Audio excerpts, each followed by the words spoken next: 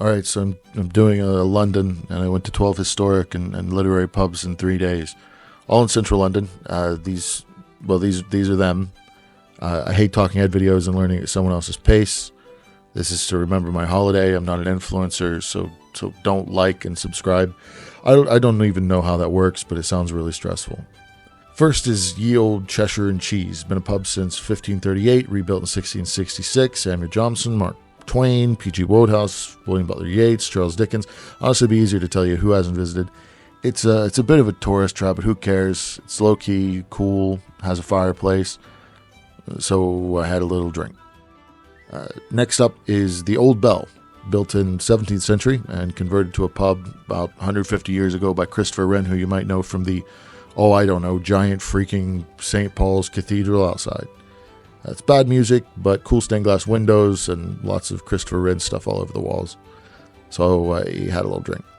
Ye Olde Cock Tavern was built in 1549, but it likes to burn down a lot. It was frequented by Alfred Lord Tennyson, Charles Dickens, and Samuel Pepys. It also has original wood carvings from Gridlin Gibbons. It's pretty crowded, low-key, with some shuffleboard upstairs, and it's right across the road from Temple Church. So I had myself a little drink. Right across the street is where Johnny Depp done killed all those people. It's the fictional address of Sweeney Todd, the demon barber of Fleet Street. It's on Fleet Street. It's called the Old Bank of England. It was built in the 1800s, but it's a very cool interior with Edison bulbs and chandeliers, and surprisingly lively for a really high-so joint. So I had a little drink. The George, or the George Inn, or George Coach House, or George and Dragon, whatever it is, it's an extremely important landmark. Whole books have been written about it. Shakespeare might have done plays here. Dickens wrote 2 books featuring it, and the Canterbury Tales basically starts from here, which is pretty amazing. It's from the 16th century, but was converted into a pub in the 17th. It's truly an incredible piece of history where you can watch sports. So I had a little drink. Wheatsheaf, all right, egg on my face. There are a few Wheatsheafs, and this one in Southwark, just outside the Borough Market, isn't really very historic or literary.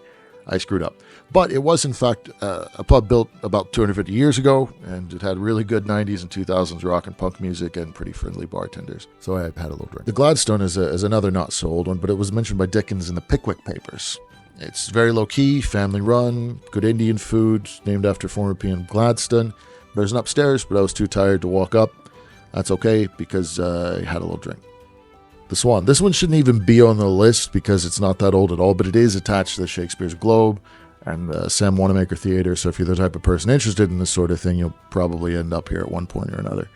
I had a little drink. The Fitzroy Tavern might have only been built in the 19th century, but it was a haunt for Dylan Thomas and George Orwell and that whole bohemian scene. More importantly, it's huge in the Doctor Who world, with the likes of Russell T Davies, Stephen Moffat, Mark Gatiss, Nicholas Briggs, all congregating here to think about Doctor Who. So basically, it's the most important place in the whole world. And I had a little. The Lamb and Flag, it's a 17th century building, an 18th century pub. Charles II sent people to beat up poet John Dryden here in 1679. But cooler than that, this place used to be famous for its bare-knuckle boxing matches, called the Bucket of Blood. And you guessed it, Charles Dickens drank here too. So did I. Had a little drink. The Hoop and Grape was built during the reign of Elizabeth I in 1593. Has cellars that go all the way back to the 13th century. They also found listening tubes in the walls when they tried to install a sound system, presumably to spy on tenants and probably during the English Civil War. Unlike a lot of places that survived the Great Fire of London, which is good enough reason to have a little drink. The Prospect of Whitby is a little out of central London, but well worth the effort. It was built in 1520, the oldest riverside pub. Might be the oldest pub in London. It's featured lots of TV shows and movies, but originally it was for sailors and pirates. That's why there's still a freaking noose outside. Still.